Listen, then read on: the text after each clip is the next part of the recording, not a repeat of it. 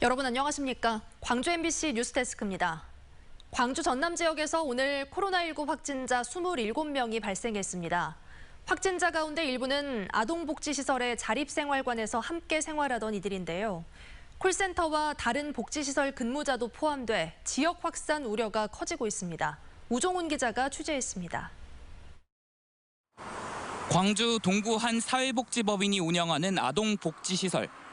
이 시설 자립생활관의 이용객과 직원 15명 중 7명이 확진자가 됐습니다.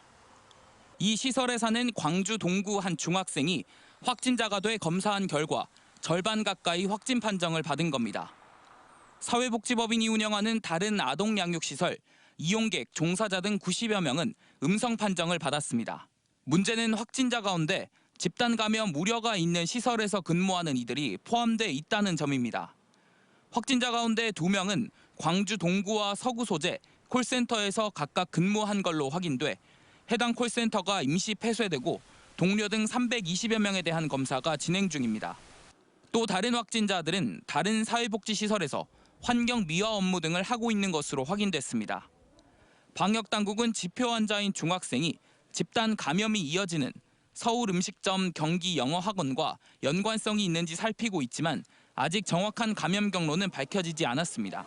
학교 전수검사에서는 모두 음성이 나왔고 아동복지시설 전수검사에서 6분이 추가 확진되었습니다.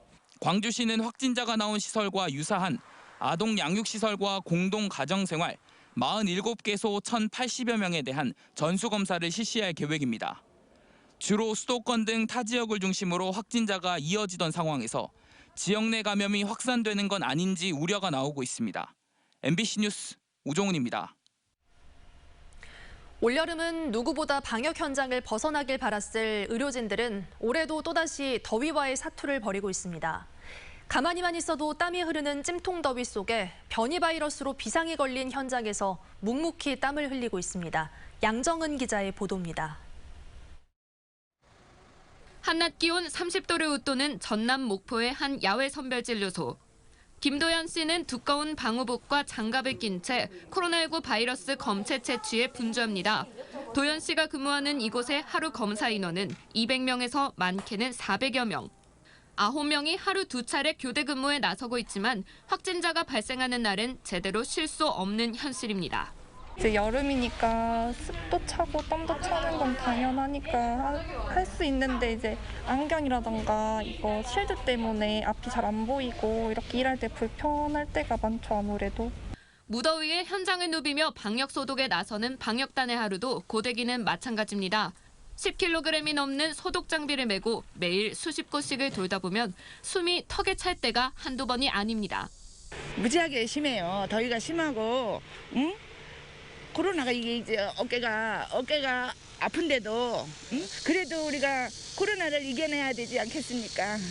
좀처럼 줄어들지 않는 코로나19 확산세에 무더운 날씨까지 방역 부담이 점점 커지고 있습니다. 선별진료소와 방역 소독을 맡고 있는 현장 인력은 전남에만 2천여 명. 변이 바이러스 확산의 찜통더위, 인력 부족까지 2중 3중으로 버겁지만 의료진들과 함께 코로나19 극복의 순간을 위해 오늘도 비지땀을 흘리고 있습니다. MBC 뉴스 양정은입니다. 광주와 전남 지역의 교육, 보육 종사자들의 코로나19 백신 접종이 시작됐습니다. 광주시에 따르면 30세 이상 어린이집 종사자와 초등학교 1, 2학년 교직원 등 6,200여 명에 대한 백신 접종이 오는 17일까지 진행됩니다. 이들은 지난달 아스트라제네카를 접종하기로 했다가 7월로 연기됐고 이번에 화이자 백신을 맞게 됩니다. 전남에서도 유치원과 돌봄 인력 등 교육, 보육 종사자 5,900여 명에 대한 코로나19 백신 접종이 진행되고 오는 19일부터는 고3 학생과 고교 교직원의 접종도 실시됩니다.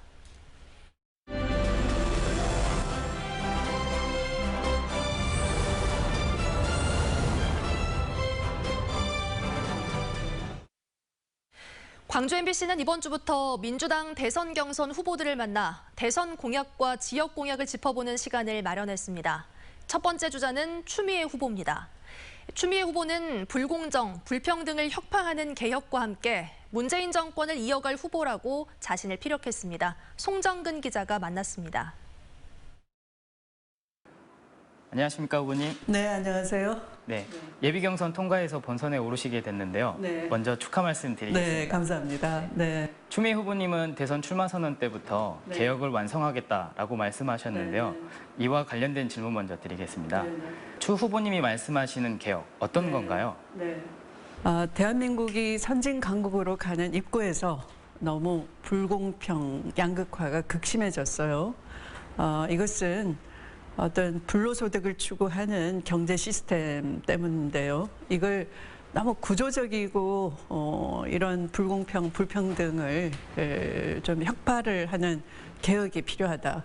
그래서 성장을 그냥 성장이 아니라 20세기 방식의 성장이 아니라 21세기 방식으로 해서 국민이 다 함께 행복해질 수 있는 그런 나라를 만들겠다를 약속드리는 겁니다.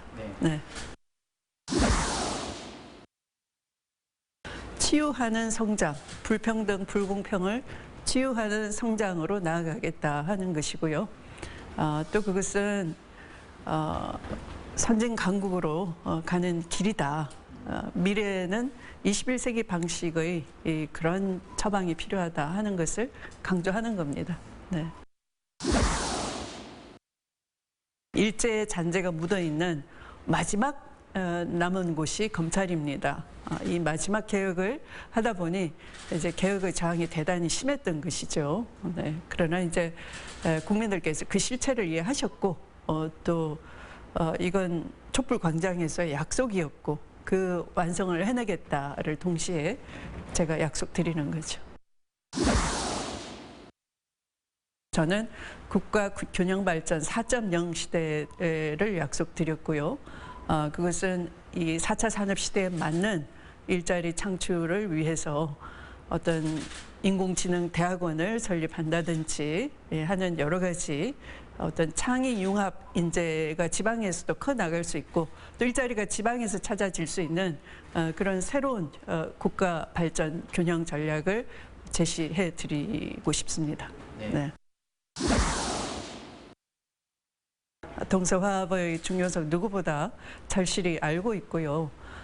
이것은 뭐 6대 이 지방을 연결하는 이런 의미가 있고요. 동서화합의 의미 그리고 상생발전의 의미도 있고 뭐 7년여에 걸친 그런 사업이어서 네, 뭐 연한 그 7천억 정도의 부담을 예산 투입하면 되는 정도이니까 지금 적극 검토를 해볼 생각입니다. 네.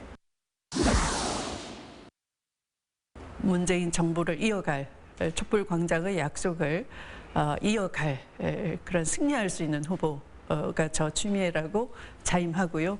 호남의 며느리로서 또 민주당 정신에 투철한 시대 사명을 해온 후보로서 여러분의 응원에 감사드리고요. 끝까지 최선을 다하도록 하겠습니다. 김경수 경남지사의 장인상 빈소가 마련된 목포에 민주당 대선 주자들의 조문 행렬이 이어지고 있습니다.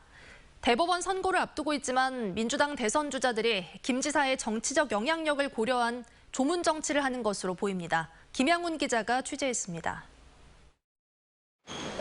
김경수 경남지사 장인상 빈소에 민주당 대선 주자들의 조문 행렬이 줄을 잇고 있습니다. 어제 저녁 여권 대선 주자인 박용진 후보가 가장 먼저 김 지사 장인의 빈소를 찾아 조문했습니다. 대법원 선고도 있고 마음이 많이 무거울 텐데 장인상이 생겨서 더 힘드실 것 같아서 직접 와서 조문하고 위로 말씀하고 이렇게. 김두관 후보도 김 지사와 함께 노무현 전 대통령을 함께 모셨던 인연을 언급하며 빈소를 찾아 김 지사를 위로했습니다. 김경수 지사님은 또 우리 당의 경남지사시고 저하고 또 우리 노무현 대통령 모시고 같이 있었고 이렇게 해서 장인 어른이 돌아가셔서 당연히 조문을 온 거고요. 민주당 대선 후보들뿐만 아니라 어젯밤 김경수 지사 장인 빈소에는 서삼석 의원과 김용록 전남지사를 비롯해 지역 정치권 인사들의 발길도 이어졌습니다. 오늘도 낮부터 조문 행렬이 이어졌습니다. 민주당 대선 주자인 이재명 경기지사의 부인 김희경 씨가 김경수 지사 장인상 빈소를 찾아 조문했습니다. 김희경 씨는 코로나19 확산 대응에 집중하고 있는 이 지사를 대신해 온 것으로 보입니다. 조문을 마친 김 씨는 기자들의 질문에 별다른 답변을 하지 않고 장례식장을 떠났습니다. 조금 전에는 정세균 후보가 김경수 지사 장인상 빈소를 찾아 조문했고 잠시 뒤에는 추미애 후보와 이낙연 후보도 목포에 도착해 조문할 예정입니다. 김경수 경남지사는 댓글 여론조작 혐의에 대한 대법원 선고를 앞두고 있는 상황. 민주당 대권 주자들의 목포행은 결국 친문 직계인 김 지사가 생환할 경우 김 지사의 지원을 기대하는 것 아니냐는 분석이 나오고 있습니다. MBC 뉴스 김양훈입니다. 얼마 전 대우건설의 새 주인으로 중흥건설이 선정됐죠. 정창선 중흥건설 회장은 인수를 연내에 마무리하는 데 어려움이 없을 것으로 보고 그룹의 여유자금으로 대우건설을 더 좋은 회사로 만들기 위해 인수하는 것이라며 승자의 저주 우려를 일축했습니다. 보도에 조현성 기자입니다. 이달 초 대우건설 매각을 위한 우선 협상 대상자로 선정된 중흥건설. 인수 가격은 2조 1천억 원으로 제시됐습니다. 광주 상공회의소 회장이기도 한 정창선 중흥그룹 회장은 대우건설을 더 좋은 회사로 만들기 위해 인수를 결심했다고 말했습니다.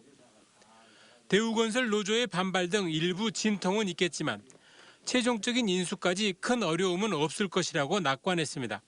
도와주고 싶어서 대우그룹을 인수를 했는데 우리가 잘못하지 않은 한 노조에서 하등에 시비를 걸 이유가 없어요.